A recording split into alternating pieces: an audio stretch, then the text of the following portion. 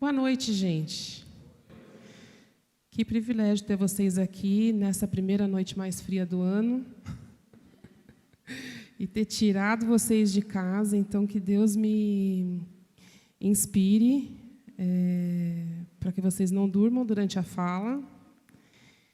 Eu não tenho a eloquência de um pregador, mas tem hora que eu me empolgo. Então, estaremos juntos aí, acordados todos, tá bom?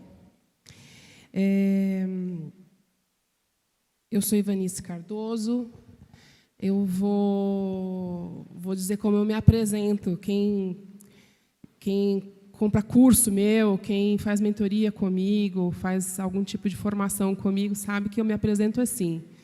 Eu sou Ivanice Cardoso, eu sou filha amada do Deus Eterno, nascida numa família gigantesca em amor, conversa, música, comida e filhos. Eu sou a 8ª filha de uma família de 8 filhos.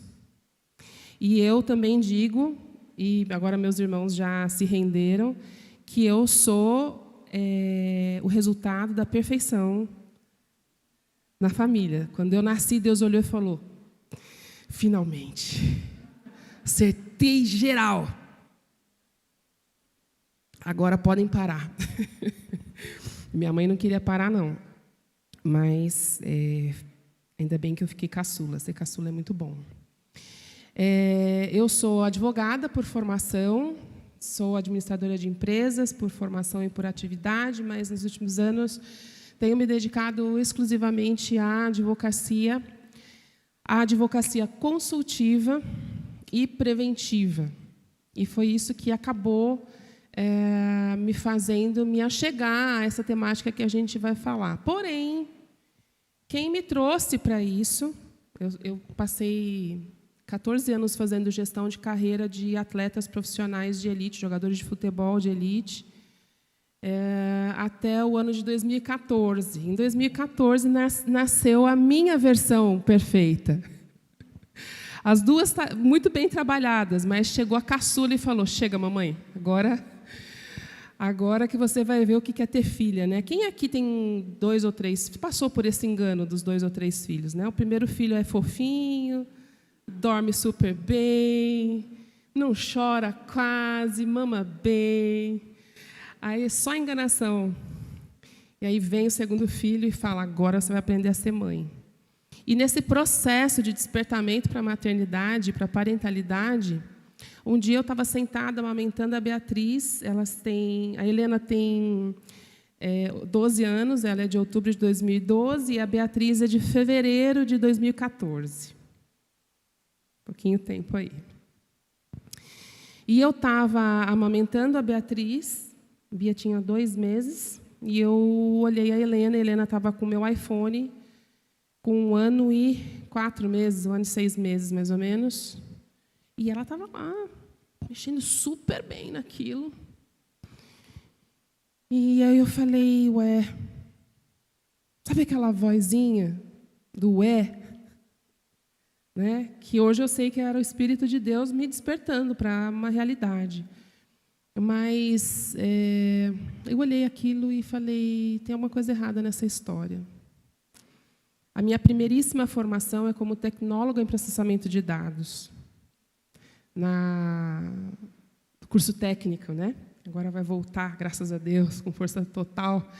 Mas a minha primeira formação foi como tecnóloga em processamento de dados. Eu programava, não sei aqui quem é desenvolvedor, eu programava em COBOL. Ó a idade, entregando a idade. E não segui carreira nessa área, mas eu hoje percebo, e tem muito a ver com o que a gente vai falar hoje, principalmente para os jovens, que a agenda de Deus não falha. Nunca. Não tem nem coincidência, nem tristicidência, não tem nada disso. Eu fiz uma formação, a formação foi uma base muito importante, porque tudo aquilo que a gente aprende na mentalidade programática, ela se aplica para o resto da vida. E depois eu fui seguir carreira em várias outras coisas, fui trabalhar em comércio exterior, trade company, logística, várias oportunidades de gestão de empresas. para um dia eu conseguir, no meu pensamento, olhar para minha filha e falar: tem alguma coisa nessa história que ninguém está contando para a gente. Isso foi em 2014. Eu me debrucei sobre esse assunto, fui estudar, coincidentemente, nas coincidências. Foi a época que eu saí do futebol, porque eu queria me dedicar às minhas filhas. Elas eram a resposta de oração, pulsando, chorando na minha frente. Eu falei: não, eu vou me dedicar a isso. Mas eu comecei a ser procurada por famílias que estavam passando por situações de cyberbullying. Em 2014, falar sobre cyberbullying as famílias não sabiam nem contar direito o que estava acontecendo. E aí eu fui me debruçar sobre esse assunto. A gente tinha pouquíssimo material conclusivo em português. Fui para outras universidades procurar material e cheguei a uma conclusão: estamos num processo de programação de genocídio de crianças. E um genocídio mental, aquele genocídio que ninguém percebe. O que eu não podia imaginar em 2014 é que isso não se referia só a crianças e adolescentes. Isso se referia também a idosos. A gente, um pouquinho mais para frente, vai falar sobre isso. Então, a fala que eu vou trazer para a gente hoje aqui é uma fala de um processo de escravização que, se a gente para e se debruça sobre os textos bíblicos, a gente fala: uau, isso já aconteceu tantas vezes. A própria Bíblia registrou tantas vezes e a gente não consegue fazer um despertamento. Então, por isso estou eu aqui, na igreja, conversando com famílias. Eu, apesar de ter começado a minha consultoria em 2015, só para me dedicar a esse tema, eu só comecei a conversar dentro das igrejas sobre esse assunto em 2018, entre 2018 e 2019. E tive a oportunidade de, esses dias a gente fazendo as contas, eu já formei mais de 5.000 professores, líderes ministeriais, online, offline, porque Deus foi abrindo oportunidades. Então, eu me preparei. Eu venho me preparando sobre esse tema, mas a palavra que eu vou trazer essa noite, ela precisa ser testificada pelo Espírito Santo no coração e na mente de todos nós. Porque nós não estamos lidando com um equipamento que desliga a hora que quer. A gente está lidando com um espírito de morte. E eu não estou demonizando tecnologias. Eu sou uma fã de tecnologias. Eu adoro novas tecnologias. Eu acho tudo muito sensacional. Mas quando ela existe para desconfigurar aquilo que é o desenho original, o Espírito de Deus, que fala ao meu coração, se coloca contra e fala: opa, tem alguma coisa nessa história que não está sendo bem contada. Eu vou ler um texto aqui e a gente vai orar, tá bom? Eu vou ler Deuteronômio 30, 19 e 20. Não precisa abrir a Bíblia. Isso é uma palavra que Deus está falando através de Moisés para Josué, ali nos últimos momentos do processo ali de transição de um povo que estava muito acostumado e acomodado na escravidão, que não conseguia mais se desconectar da escravidão, que ficou girando, tentando se desconectar de todo aquele sentimento. E nesses trechos, nesses 2 versículos, a palavra diz o seguinte: nesse dia chamo o céu e a terra como testemunhas contra vocês.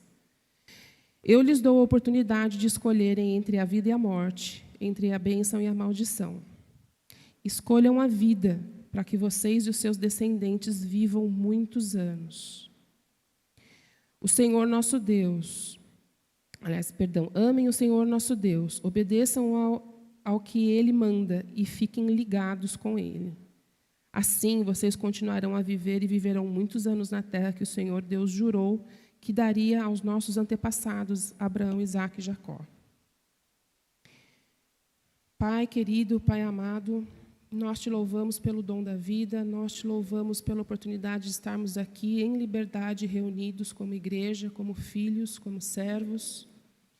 E dentro desse espírito de paternidade tua para conosco, de pessoas que não vivem mais na perspectiva da escravidão, mas sim da filiação legalizada, genuína, através da redenção, a vida na cruz do Calvário, nós estamos aqui, nós rogamos que o Teu Espírito fale aos nossos corações.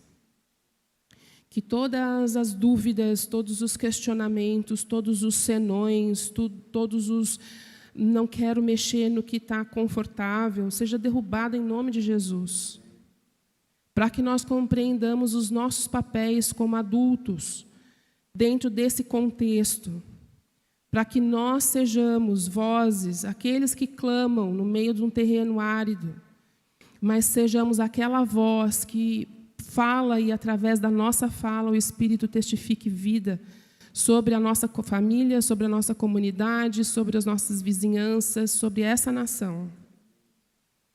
Nós te pedimos, Senhor, que tudo aquilo que o Teu Espírito trouxer a nós seja guardado em amor dentro de nós e reverberado e que gere frutos, por louvor do Teu nome exclusivamente. Amém. Esses dias eu estava dando aula para um grupo de líderes ministeriais, esses dias, na segunda-feira. Estava dando aula para um grupo de líderes de ministério infantil e fiz a seguinte pergunta: vocês acham que a gente está criando filhos para ocupar espaços de governo? Pausa dramática para eu poder suar meu nariz aqui, gente, que eu estou me curando de uma sinusite. Vocês acham isso?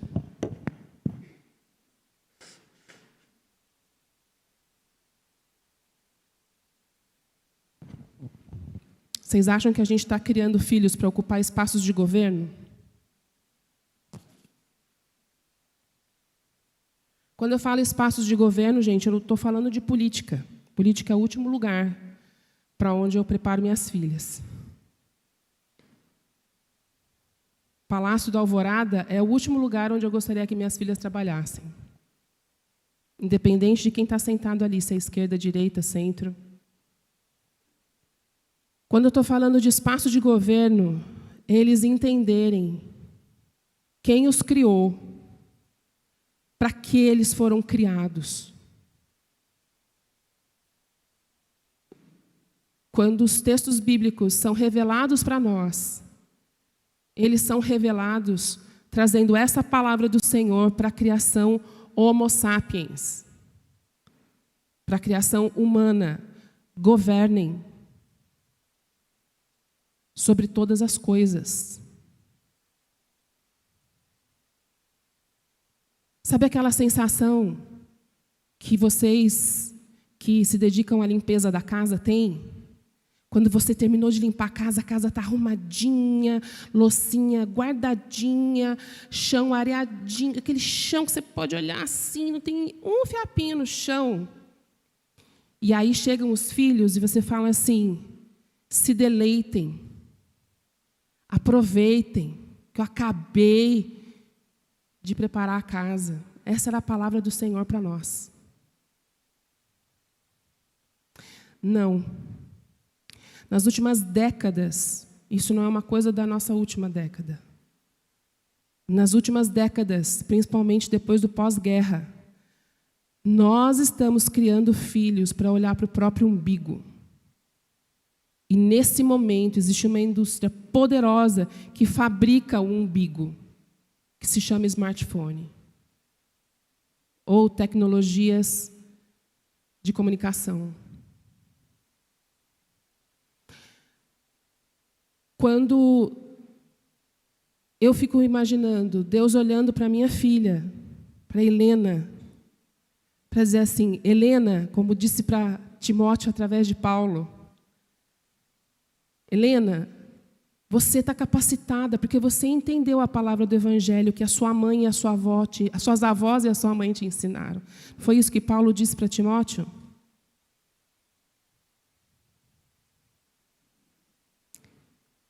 Os lugares de governo para onde eu desejo que as próximas gerações se encaminhem são lugares que signifiquem o reino de Deus.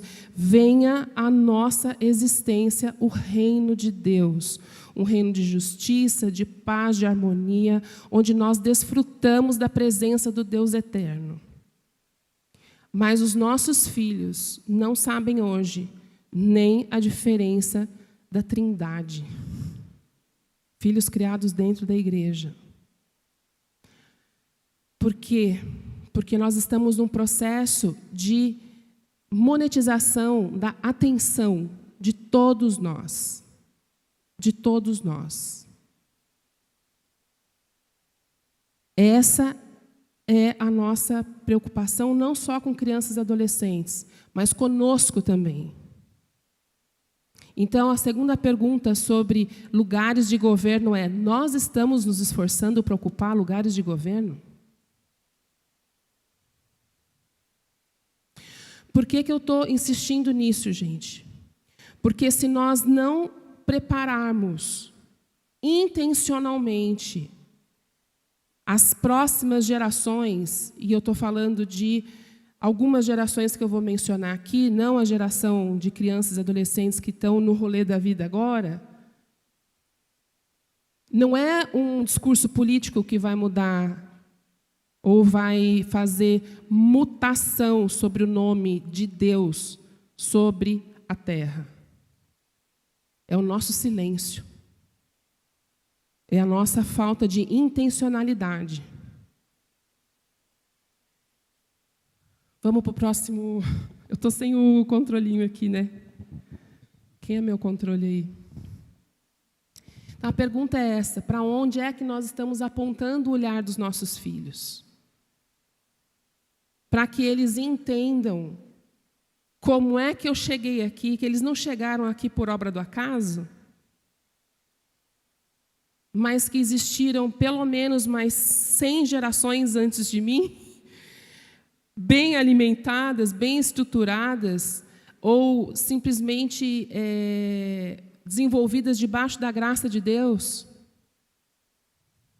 Porque se a gente para pensar, eu, filha de uma família austríaca, que veio para cá atrás de oportunidades e esperança no século XIX, e do outro lado, na mesma época, estava chegando ao meu lado da família, escravizado. Todos sobreviveram, todos deixaram marcas positivas, a ponto da vida ter chegado a mim através deles. Os nossos filhos estão sendo lembrados disso, que nós não somos obra só da junção do óvulo com o espermatozoide, mas como a palavra de Deus diz em Josué, que ele falava a nosso respeito.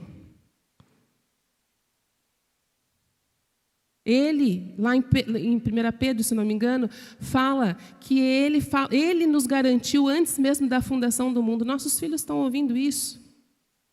Não estão. Um dia minha filha mais nova falou assim: mãe, o que é Deus? Aquelas perguntas filosóficas de criança de 5 anos, né? Mãe, o que é Deus? E eu fui falando que era Deus. Na minha mente, né? Para ela, eu fui falando. E ela olhou para mim e falou: então Deus é tipo Google? Aí eu falei: não, filha. Não, filha. Só que naquela hora eu falei: Espírito Santo de Deus, testifica o que eu estou falando. Porque tem uma barreira aqui. E tem uma marca que está pulsátil na vida dela, que é o Google. A marca conversa mais com eles. Então, para onde é que nós estamos apontando? Porque para onde nós apontarmos é para onde nós vamos e para onde voltaremos. E eu não tenho nenhuma dúvida de que Deus não perde a sua soberania, a sua onipotência, onipresença, onisciência, se tivermos que ser todos exterminados de novo. Não é isso que estão falando aí, que a inteligência artificial vai acabar com a raça humana, vai exterminar a raça humana? Isso daí é plágio, hein, gente? Não foi o Elon Musk que falou isso, não. Ele só está plagiando um cara lá de 1960 que falou isso, quando descobriu a inteligência artificial. Não foi ele que descobriu, não. Então, vamos, eu estou contando isso e vou passar mais um outro ponto agora, porque é o seguinte, a minha fala nunca é pontuada pelo medo, mas é um alerta. E esse é o primeiro ponto que eu queria que vocês tivessem na mente de vocês.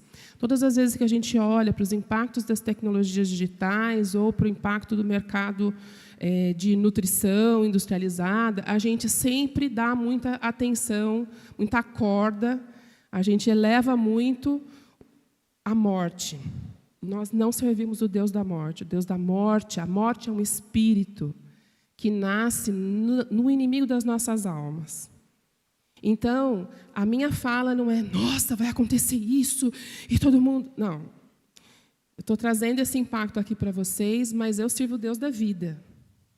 Então, é nesse sentido que a gente vai apontar o nosso olhar, tá bom? Vamos para um choque de realidade. O mal existe, o mal impera hoje. Não é novidade para ninguém. O mal impera porque esse mundo está constituído na base de um espírito que é um espírito maligno.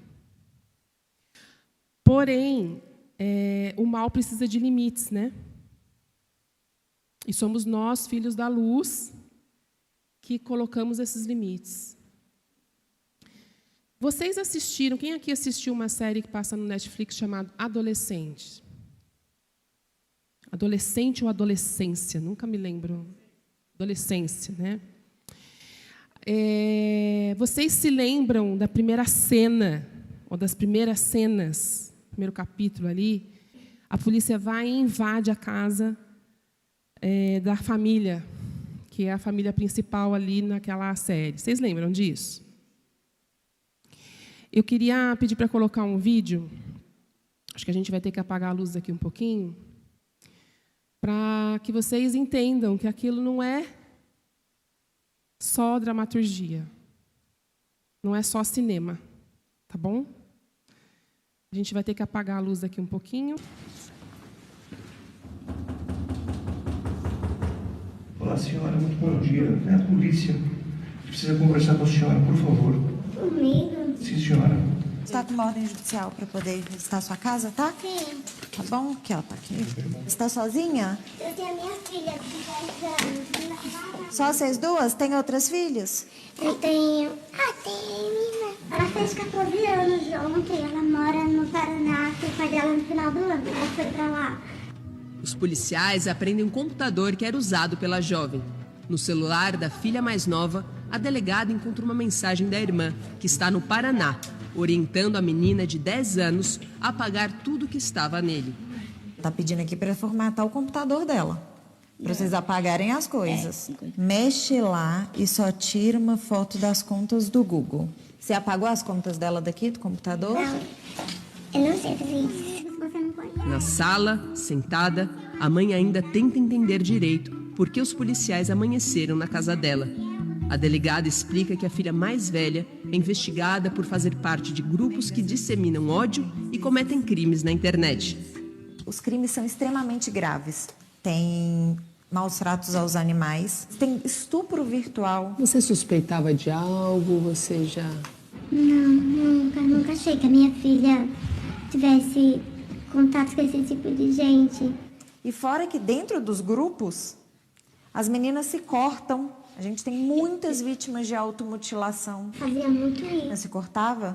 Demais. Eu já vi elas esquentando faca e se trancando no quarto. Pegava a faca de cozinhar da minha mãe, esquentava e ia pro quarto se trancar. Você já viu isso? Já, um calor, ela de agasalho, tira isso, vamos. Não, me deixa, eu quero. Mas na verdade era escondendo os corpos. Para quem não está acostumado aí com o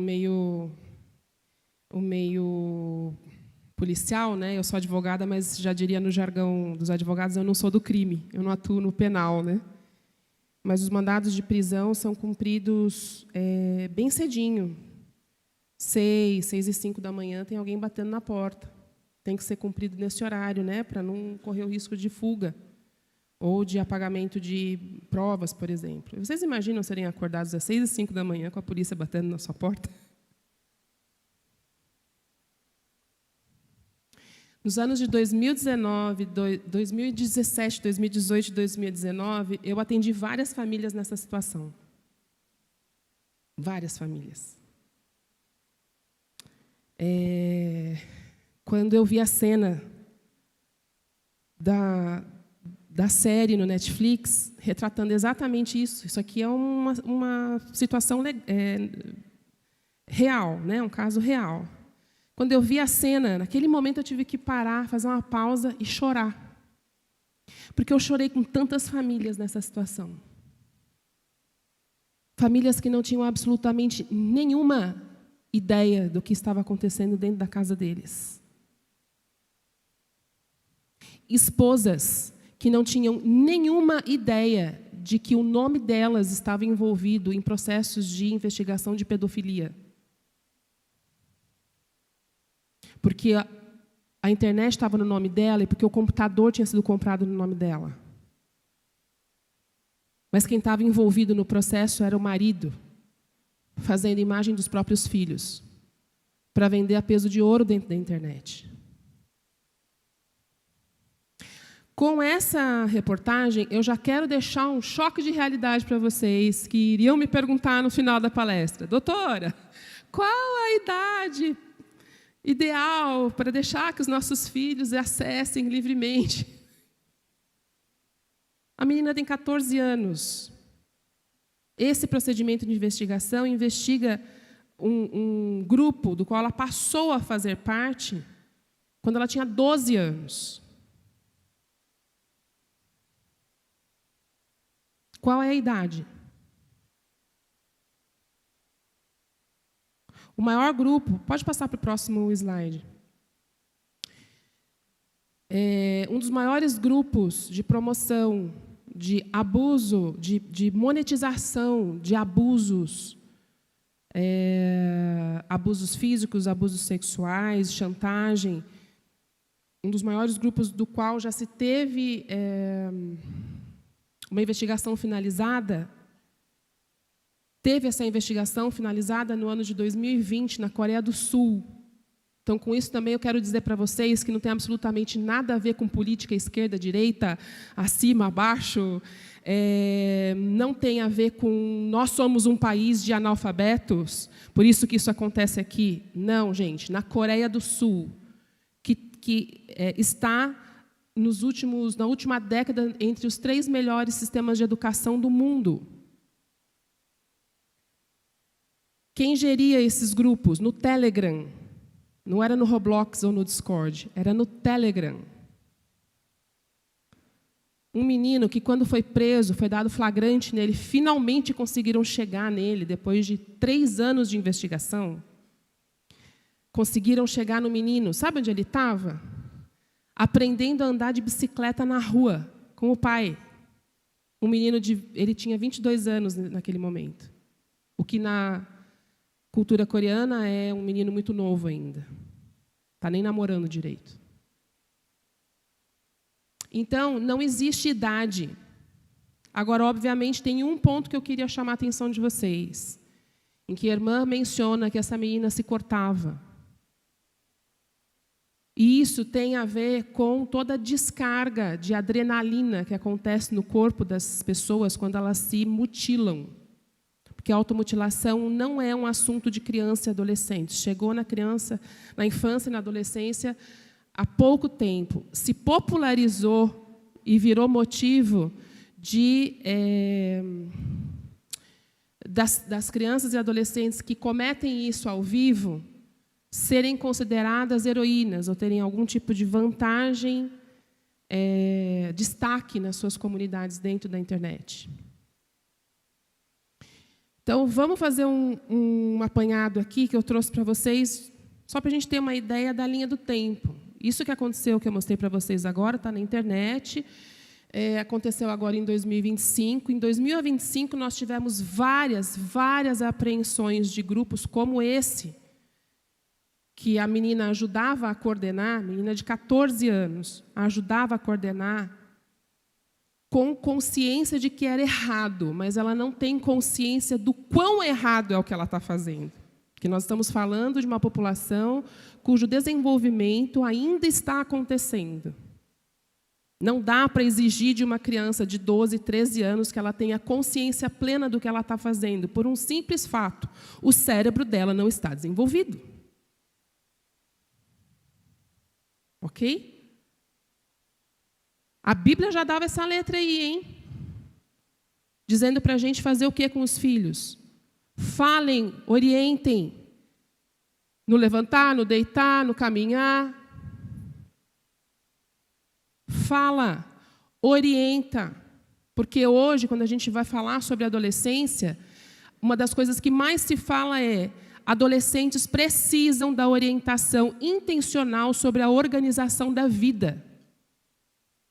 Eu não consigo contar, nessa semana, quantas vezes eu mandei minhas filhas recolherem as roupas jogadas no chão do quarto.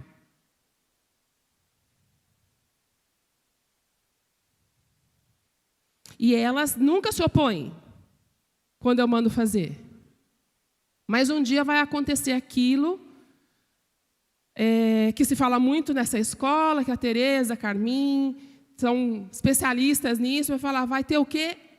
A autorregulação. Tcharam! Toda aquela falação que aconteceu a vida inteira vai virar uma chavinha na cabeça deles. Lá perto dos 23, 24 anos. Porque é assim que a gente está se desenvolvendo, e quanto mais a gente facilitar a vida de adolescentes, mais vai demorar para o corpo caloso fechar e o cérebro falar: uau, agora estou amadurecido aqui.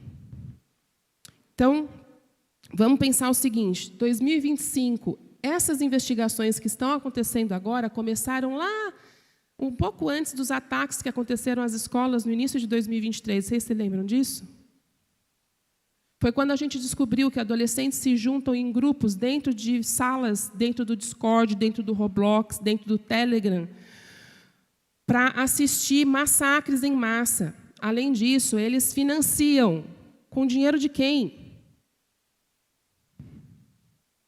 Dos adultos. Ok?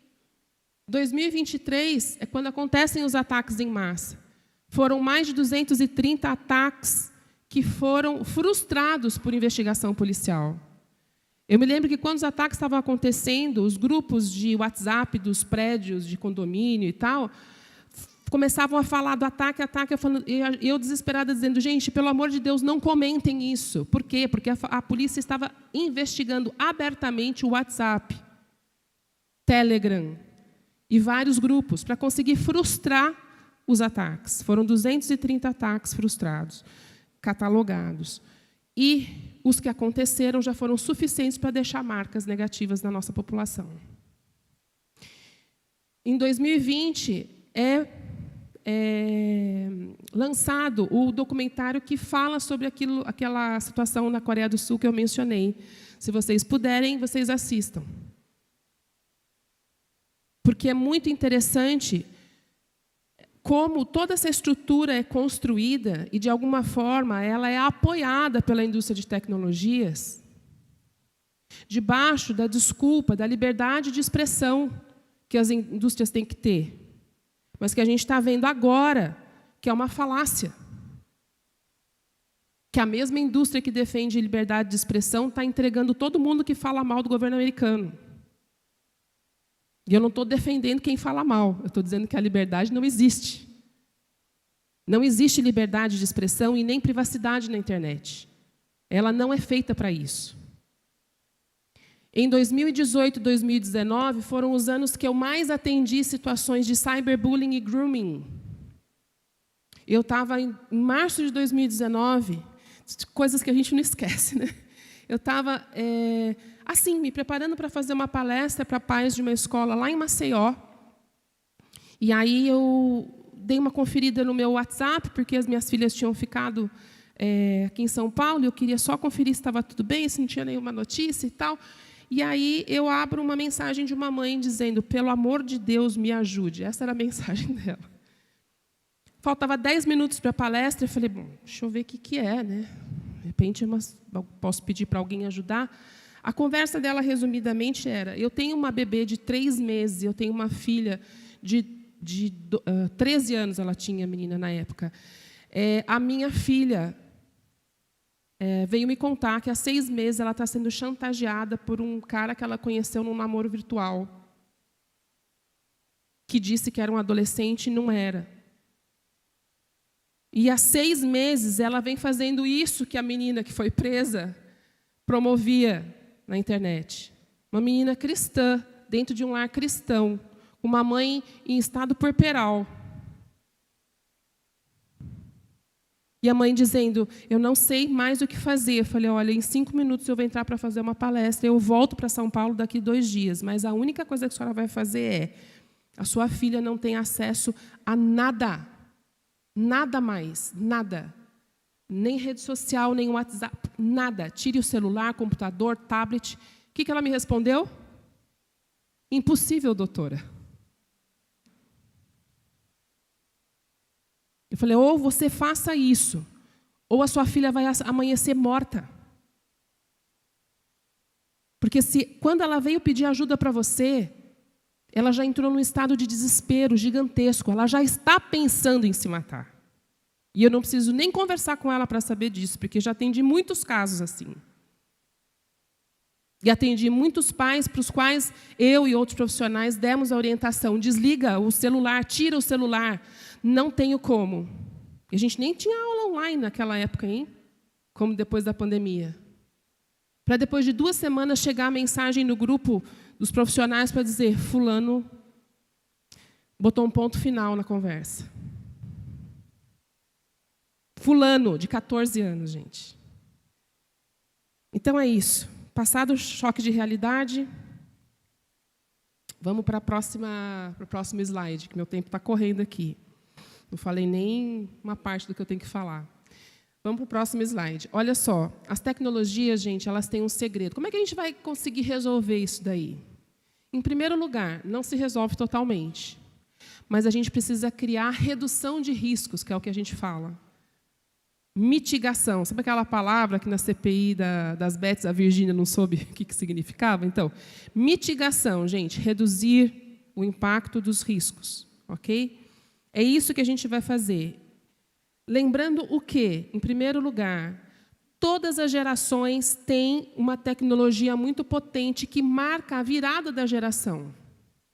E uma das características nessa geração a gente cria tecnologia, pensa sobre ela e avisa a próxima geração. Ou próxima geração, está chegando uma tecnologia aí, vocês estão chegando no rolê agora, está chegando uma nova tecnologia aí, e deixa a gente dar as bases para tratar essa tecnologia, para como lidar com essa tecnologia. É assim que a gente sabe hoje, por exemplo, que a gente não pode andar aqui na Avenida Jaguaré a 150 por hora. Porque as gerações anteriores foram entendendo qual era o impacto do movimento em alta velocidade dos automóveis. E foram transmitindo para as próximas gerações. Quem aqui é da geração que reclamou a beça, que amaldiçoou o Paulo Maluf, quando ele mandou todo mundo usar cinto de segurança? Porque a gente ficava saracoteando dentro do carro. Criança, eu me lembro disso, da minha mãe falando: para de pular de um lado para o outro no carro. Hoje a gente bota o banquinho, bota o cinto e bota o cinto que prende o cinto. Para quê? Para garantir a perpetuação da espécie. Porque antropologicamente é isso que a gente faz. Agora, do que adianta a gente botar cinto em cima de cinto e mais cinto e o clipe do cinto e entregar um celular na mão dessa criança que está no cinto com o cinto do cinto no banco do carro? A gente está criando, então, o quê? A gente está desestruturando a humanidade dele para que ele se comporte como um zumbi, que olha para baixo e para o umbigo e não olha para o alto. Então, com isso, o que eu quero trazer para vocês é: não venham com esse papo de que na minha época era diferente. Vamos aproveitar que não tem criança e adolescente aqui e falar a verdade. Vamos parar com isso. Era nada, gente. Eu lembro da minha mãe chegando no quarto dos meus irmãos, porque alguém tinha emprestado um Atari para eles. Falar assim: isso vai acabar com a mente de vocês, vai fritar o cérebro de vocês. Ela estava errada? Estava errada, não. Fritou, não foi o Atari, né? Foi a evolução do Atari que fez isso. Por outro lado, essa mesma mãe, quando eu falei: mãe, eu estou muito na dúvida, o que eu vou fazer quando eu terminar o ginásio?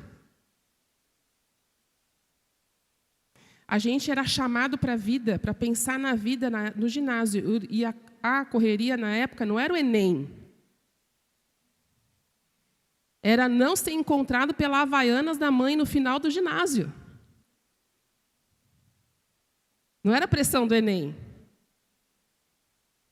Ok? Aí ela disse para mim assim, toda a sabedoria dela, gente, cenas que a gente nunca mais vai esquecer, né? Ela mexendo num fogão, imagina o tamanho da família, 6 bocas, tudo em casa era gigante, né? 2 geladeiras, um fogão extra, tudo era assim. E ela mexendo num panelão assim, eu falei: mãe, eu não sei o que eu vou fazer e tal, morrendo de medo, né? Da resposta dela. Ela parou, olhou e falou: você não sabe o que você vai fazer? E eu falei para ela: a única coisa que eu sei que eu não vou fazer é magistério. Porque eu sabia que ela queria que eu fizesse magistério. Você não vai fazer? Você não sabe o que você vai fazer? Eu falei: não. Faça o que os japoneses estão fazendo. Aí eu: oi? Por quê, gente? Porque eu cresci numa cidade com predominância de colonização nipônica, aqui em Mogi das Cruzes. E ela falou: faça o que os japoneses estão fazendo. Eu falei: por quê? Porque os japoneses já estão no futuro. Ela fazia negócios com japoneses, meus irmãos, meu pai dava aula de português para japonês. Então, ela estava inteirada do assunto ali. E esse foi o resumão dela. Ela não marcou consulta com o psicopedagogo. Ela não marcou consulta com o consultor de carreiras. Ela não me levou no psicólogo para entender a minha ansiedade, porque eu estava trêmula na hora de conversar com ela. Nada disso. Mas ela tinha entendido uma coisa, que as gerações apontam um caminho. Que eu sou a 8ª filha, eu tenho idade para ser neta da minha mãe. Ela já tinha entendido tudo. E ela falou: não vou ficar aqui perdendo tempo com conselho, faz isso. E foi a melhor coisa que eu fiz na minha vida. Foi fazer o quê? Tecnologia de processamento de dados. Só tinha japonês. Nisei e Sansei, né? Tinha alguns Niseis ainda e Sanseis. Foi a melhor coisa que eu fiz na minha vida. Porque ela olhou para o contexto e apontou a direção. As gerações fazem isso. As gerações não metem dedão no nariz. E é isso que a gente está falando para os nossos filhos, sem olhar no rosto deles, olhando para o celular. E agora, inclusive, a gente fala, depois de perguntar para o ChatGPT, como conversar com meu filho sobre esse assunto sem traumatizá-lo para o resto da vida. ChatGPT, imagine que você é uma mãe, né? É assim que a gente faz o prompt. Ok? Imagino nada. Por quê? Porque não existe promessa de Deus para o ChatGPT. A promessa de Deus é para nós. Para vocês eu estou entregando o tesouro. É para vocês. Não é para o cara lá da OpenAI que desenvolveu. É para vocês. Vocês têm alguma dúvida que o projeto de Deus é falho? Que não passaria no compliance dos céus? Porque ele errou em alguma coisa? Não. Mas enquanto nós estamos olhando para cá, estamos deixando de olhar para o alto e falar: Senhor, Eu estou muito perdida nisso aqui. Mas eu sei que em algum lugar o Senhor plantou em mim o seu DNA. Me inspira. Porque eu só estou aqui hoje porque os meus pais fizeram isso. Porque o meu avô, que veio escravizado para essa terra, um dia, longe das amarguras da escravização, ele ouviu falar do Evangelho e falou: é isso aí que eu quero. Porque a minha mãe, com 15 anos, ouviu da mãe dela: se você continuar com essa história de Jesus, arruma suas coisas e vai embora de casa. E o que a minha mãe fez? Foi embora de casa. Ela não teve nenhuma dúvida. Até porque ela era discípula do pastor Epaminondas, né? Quem conheceu o pastor Epaminondas aqui? Não era fraco, não.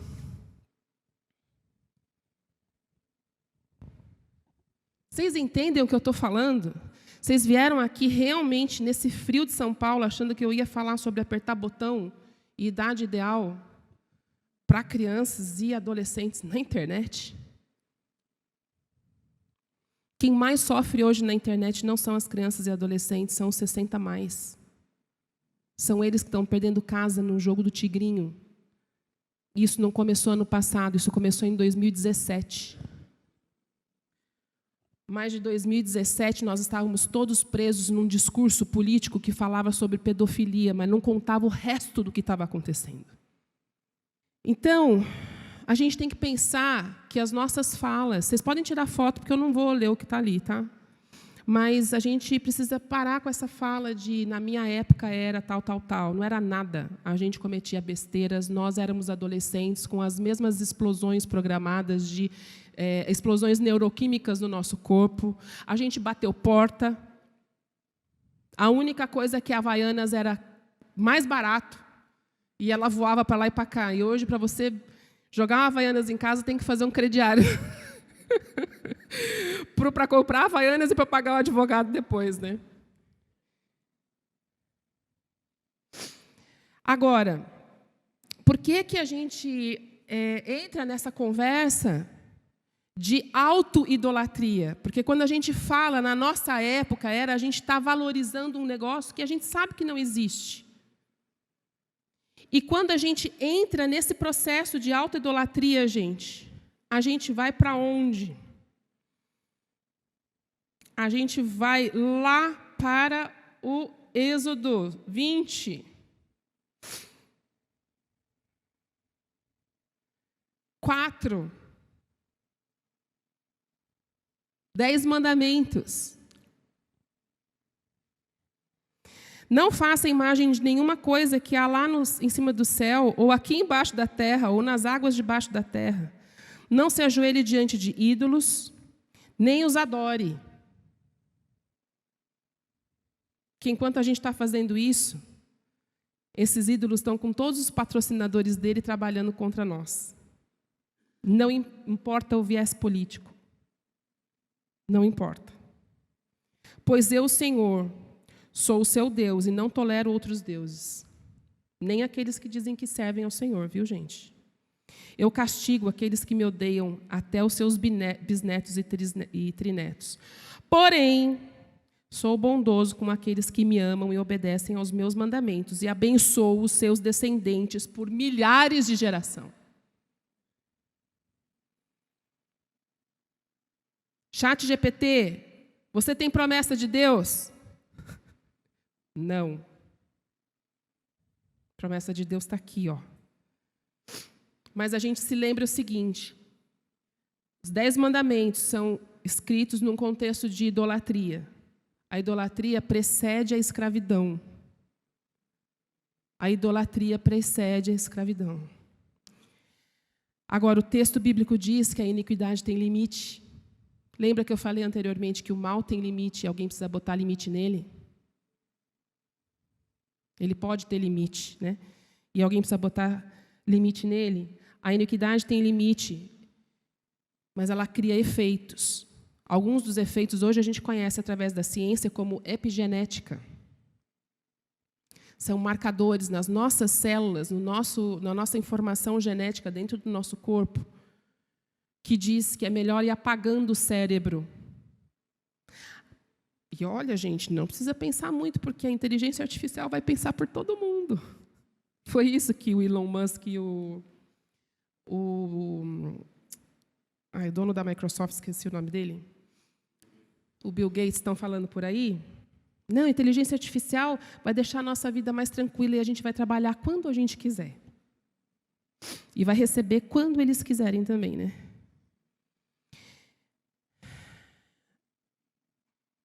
E esse texto, ele condiciona a misericórdia aos que o amam e guardam os seus mandamentos.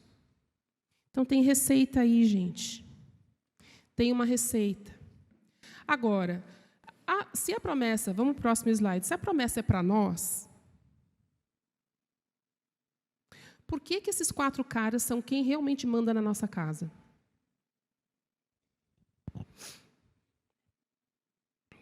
Pode ler aí, que eu acho que vocês não conhecem o rosto deles, mas todo mundo tem eles instalados no equipamento aí do celular.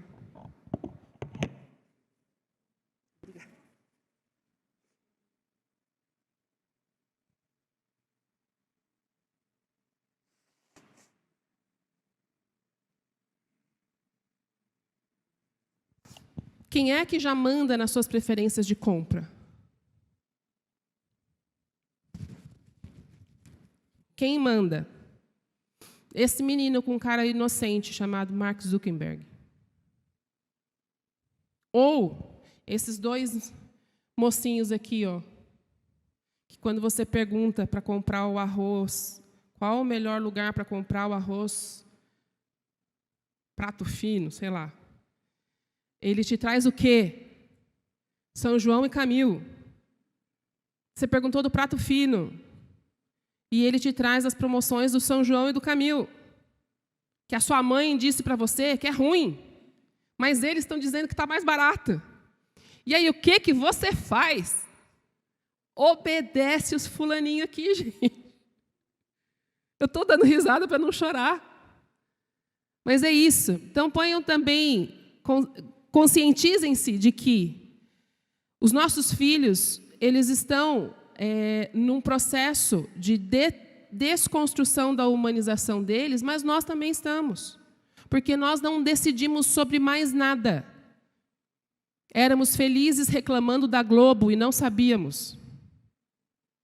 Lembra que a gente falava, a Globo, o jornalismo manipula todas nossas decisões, nossas ideias. Fora Globo, fora isso. A gente era feliz com a Globo e com o SBT brigando para ver quem que era melhor. Porque a gente obedece a esses caras sem saber. E agora, nesse momento, a gente não tem nem escolha. Eu fiz uma experiência, no meu celular eu não tenho Google para buscador, né? Quando eu preciso de alguma informação, eu não pergunto no Google, eu pergunto no Yahoo. É uma droga, gente. É uma droga. Eu olho e falo, o Google teria me dado uma resposta melhor. Ou, melhor, ou pior, não sei. Esses dias eu fui fazer uma palestra sobre adoção de inteligência artificial nas escolas. Eu faço muita palestra para escolas, para empresas, nesses temas. E agora é isso que está pegando por aí. E aí eu entrei na inteligência artificial do Google, no Gemini. E eu fiz uma pergunta. Coloquei um prompt e fiz uma pergunta.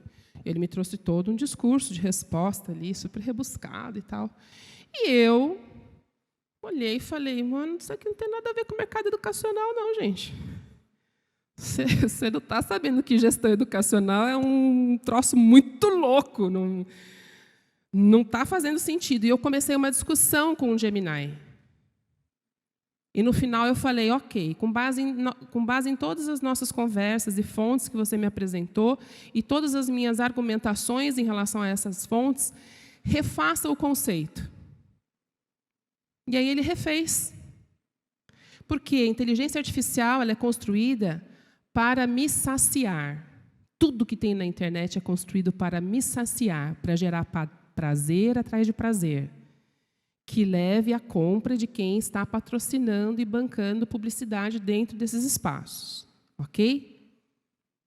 Mas quem você pensa que é Gemini para falar contra mim, que estou fazendo 50 anos?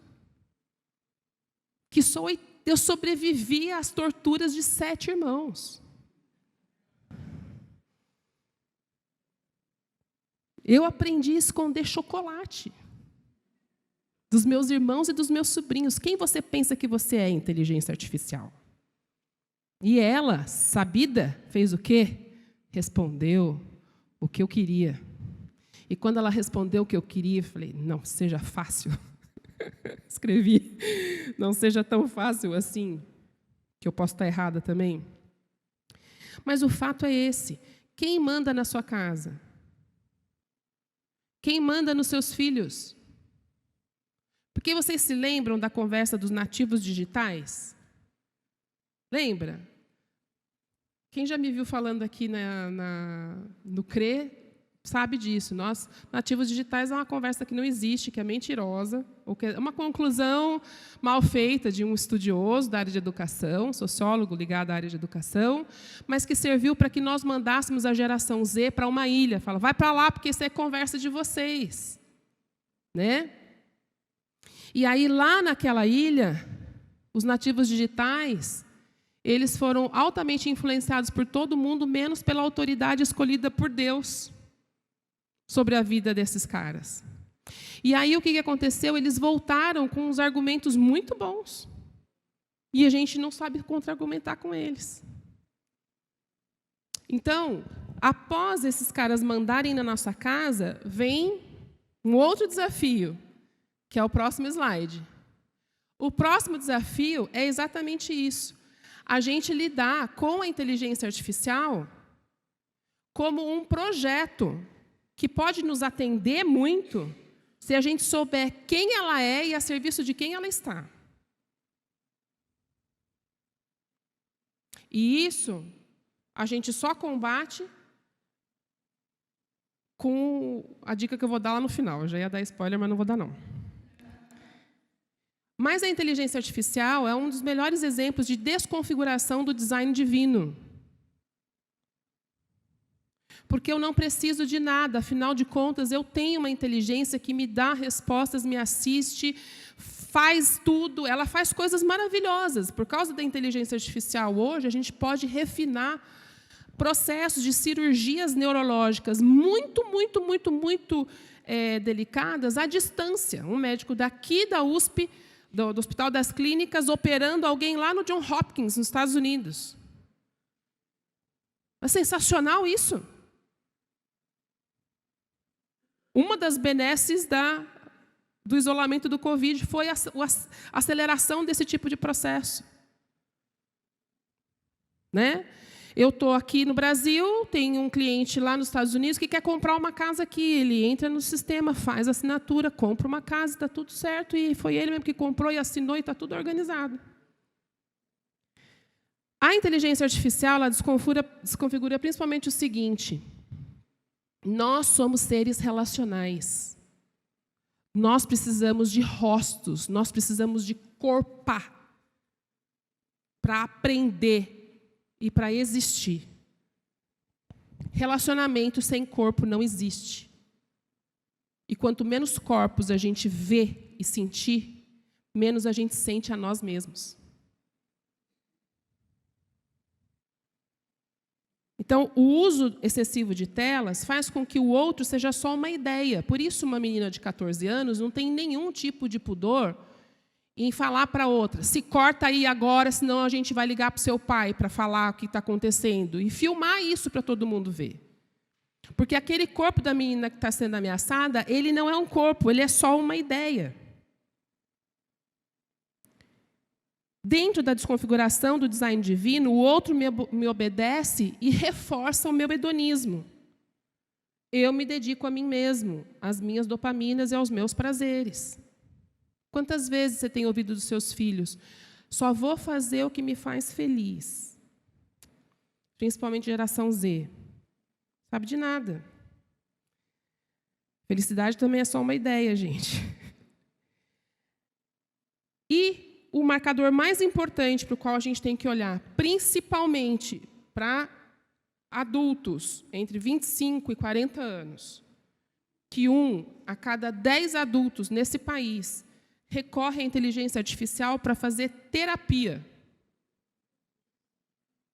Porque não tem dinheiro para pagar o psicólogo, é isso que os desenvolvedores do aplicativo estão falando. Não. Porque, no final, eles não querem o processo terapêutico, eles não querem amadurecer. A gente amadurece olhando o rosto do olho, fazendo assim. Você está louco, né? Você está doido que você está sofrendo por causa desse cara, né? A inteligência artificial não vai fazer isso. E a inteligência artificial, que não nasceu agora, a inteligência artificial já tem conversado conosco, vamos para o próximo slide, ele cria uma outra epidemia. A epidemia do Covid foi avassaladora, não foi? A gente tratou de esquecer rapidinho, porque foi um negócio muito traumático. Mas nós estamos no meio de uma epidemia declarada pela OMS, vocês sabiam? Epidemia da solidão. Aquelas coisas que a gente via só em filme, da pessoa morrer e 1 mês depois só descobrirem que ela está morta no apartamento, está acontecendo aos montes no mundo inteiro. É na Europa que as pessoas esfriaram por causa do evangelho que sumiu. Não, no Brasil está acontecendo. Tem crianças nossas morrendo dentro do banheiro. E a gente só vai descobrir 4, 5 horas depois, quando algum adulto dá conta da falta da criança. Por que a epidemia da solidão? Que quando a dopamina... Entende o seguinte, essa indústria, ela trabalha baseada na dopamina, na produção de dopamina. Dopamina é um dos neurotransmissores mais importantes de serem regulados no nosso corpo, porque ele que nos leva a tomar providências da vida, a se movimentar para a vida. Tem o cortisol, que faz a gente acordar para a vida, né? Toda vez que falar, acorda para a vida, fala, acorda, cortisol. Precisa levantar, esticar o braço, ver luz. Né? Mulher, briga comigo para eu me sentir vivo. Homem, vamos lá, faz alguma coisa aí, fala alguma coisa. Vamos, né? Então, a dopamina, ela é um desses neurotransmissores, que é o neurotransmissor que, quando desregula ou falta, a gente vai buscar prazer naquilo que a gente sabe que nos destrói. A exemplo da drogadicção, do alcoolismo, do vício em sexo ou pornografia, e agora o vício em telas. Ok? É a mesma modulação. Acontece que tem uma hora que os neurotransmissores não vão mais, eles não funcionam mais, a dopamina não funciona mais. Você pode tomar uma caixa de Venvance que você não vai conseguir organizar a dopamina dentro de você. E aí, quando você está em busca da dopamina, você começa a questionar e relativizar tudo. Como? Casamento não vale mais a pena. Ter filho é caro demais. Os idosos precisam se virar sozinhos, porque eles precisavam ter pensado na vida da velhice, né, no momento da velhice, quando eles eram jovens, não é isso que a Bíblia fala? Agora eles que se virem. Quando você está buscando o próprio prazer, você relativiza uma coisa que é uma orientação lá de Tiago. A gente fala assim, a viúva, o órfão, o estrangeiro, o necessitado, eles são uma construção da esquerda política. Preciso cuidar deles, preciso cuidar de mim. Preciso cuidar de mim. Porque não dá visibilidade, gente. Não dá visibilidade. E qual que é a palavra profética que a gente tem, então, em relação a essa falta da conversa do olho, do cafezinho com bolo, para ter um tereteté, para resolver as dores da alma?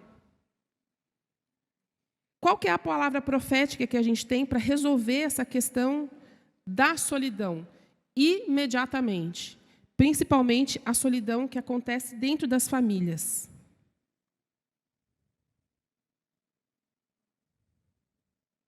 E para a gente fazer essa profecia se cumprir, para a gente abrir espaço para essa profecia se cumprir entre nós.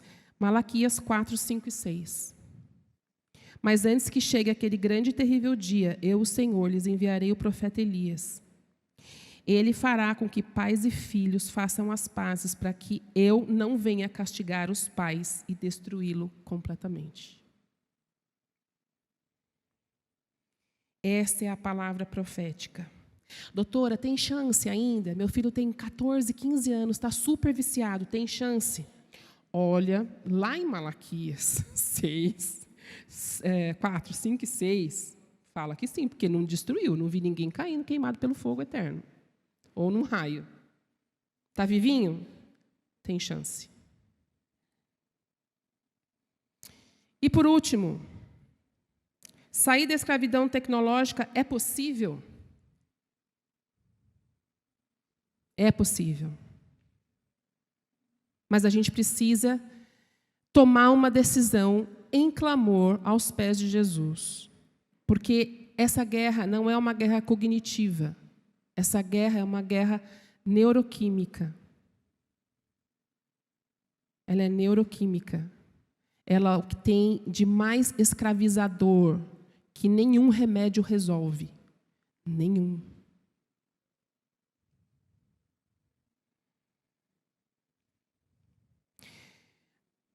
A escravização que a gente está vivendo é esse processo em que a gente entrega tudo e não recebe nada de volta.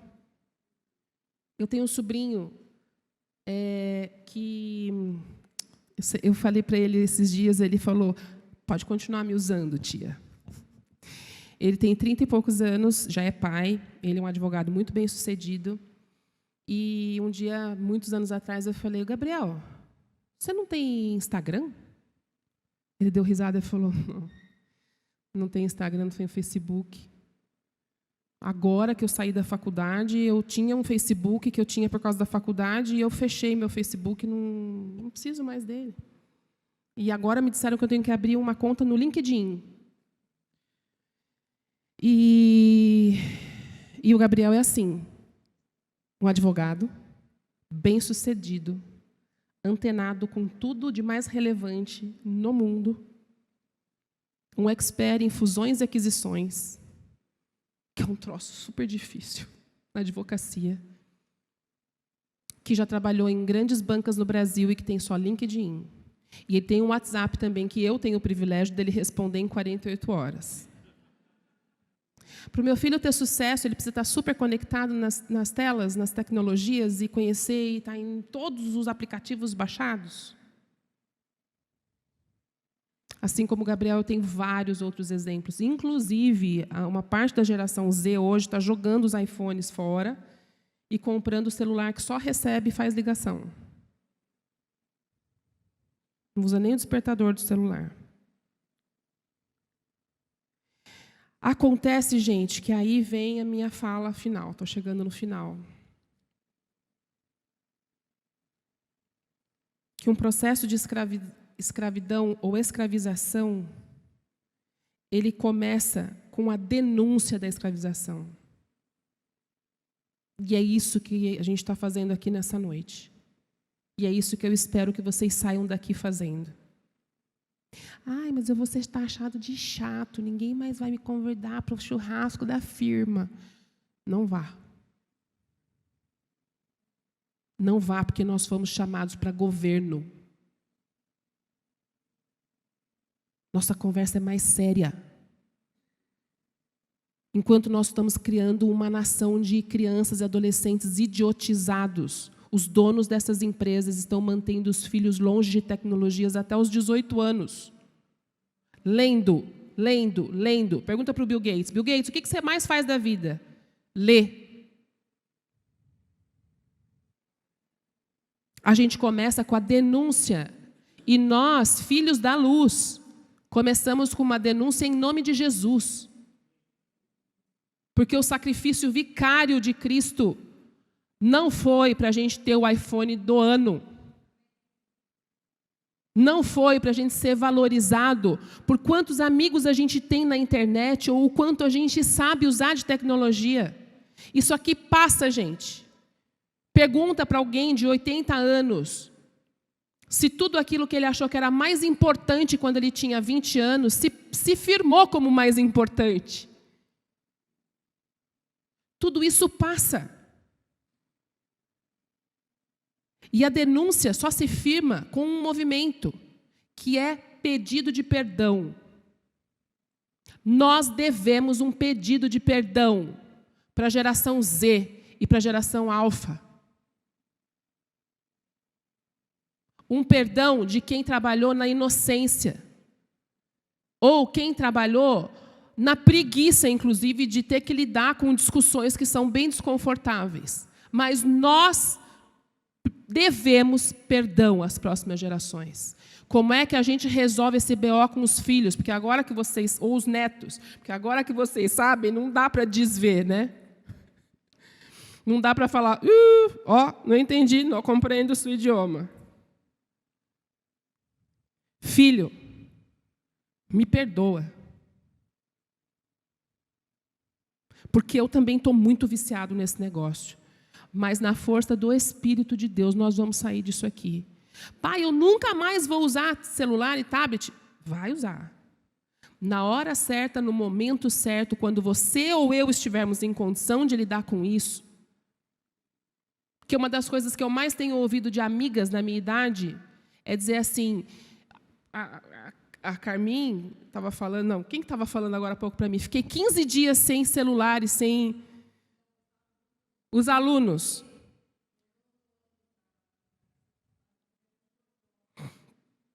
E ficaram 15 dias sem celular. Tiveram os efeitos positivos e negativos. Mas tomaram uma decisão. É isso. É um movimento de perdão. Aproveita. Eu tenho uma filha de 12 anos. Ela me perguntava, né? Até o mês passado. Quando que eu vou poder ter meu celular? E aí eu dei aquela resposta bem austríaca da minha mãe. Finalmente eu tive coragem de dizer para ela, filha, em primeiro lugar, talvez você tenha celular aos 15. Isso se a lei não mudar até lá. Em segundo lugar, se houver mais uma única vez essa pergunta, você só vai ter celular com os 18 anos. Porque se você não está preparada para receber um não de mim, que te amo, você não está preparada para lidar com a frustração de muitos nãos e muitas situações de abuso dentro da internet. Isso significa que ela não usa tecnologias? Não, ela está lá em casa usando o tablet porque ela tem um monte de trabalho para entregar essa semana. Mas nós temos acordos e toda vez que elas quebram um acordo com os meus equipamentos, entendem? É o meu equipamento. Quem aqui teve que passar a vergonha de pedir o carro emprestado para o pai? Para sair com a namorada? Ou para a mãe? Deu certo, não deu? Passar vergonha? Você passou vergonha, passou constrangimento com seu pai de pedir o carro para poder sair com ela? Então deu super certo. Aqui. E com certeza saía falando assim, quando eu tiver o meu carro, não vou passar mais por isso. E por causa dessa insatisfação, ele foi lá e um dia comprou o carro dele. E casou com a namorada dele. Vocês entendem o que eu estou querendo trazer? São esses movimentos de vida que vão destruir todo um projeto de escravização. São movimentos de vida. Doutora, tem hackzinho? Não, não tem hackzinho. Hackzinho está todo aqui na Bíblia. Dicas finais. Próximo slide. Primeiro, ensinem as próximas gerações a fazerem perguntas. A fazerem perguntas em todo o tempo. Lembra do meu sobrinho Gabriel? Quando eu falei para ele, mas Gabriel, como é que você está se virando sem rede social? Ele falou, tia, eu fiz perguntas para a rede social e as respostas não foram satisfatórias. Eu cheguei à conclusão de que elas iam levar muito mais do que eu tenho condição de entregar. A troca estava injusta. Eu não sei lidar nem com a minha vida presencial, quanto mais a vida virtual. Não ia dar certo.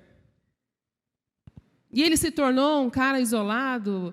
Não, bem-sucedido, bem casado, com um filho, com uma outra filha chegando aí. Funcional, amoroso, temente a Deus. Entendeu?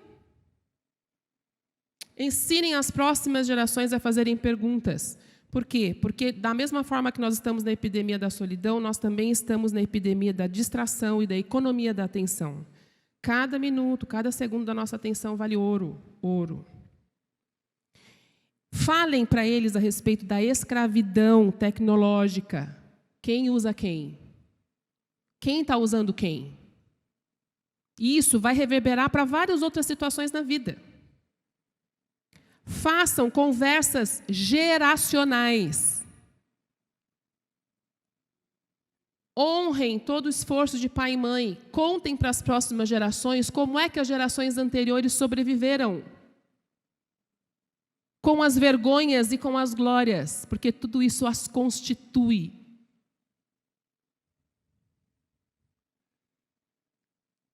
A partir dessas conversas geracionais, você vai viver, sabe o quê? Cura geracional. Cura geracional. A minha família tem vivido cura geracional. Porque no processo de denunciar escravidões ou escravizações emocionais da minha família, nós temos curado e aberto espaço para as próximas gerações não se desenvolverem debaixo dos mesmos conceitos de escravidão.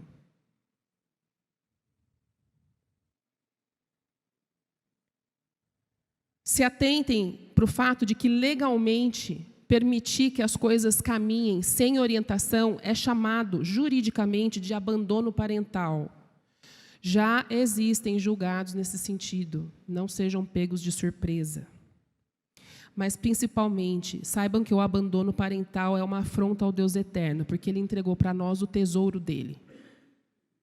Então, não é o juiz que vai determinar se a gente vai, até onde a gente vai ou não vai. É o temor a Deus. E lembrem-se que a inteligência artificial é só mais uma tecnologia, se vocês ou nós não a colocarmos no lugar de idolatria.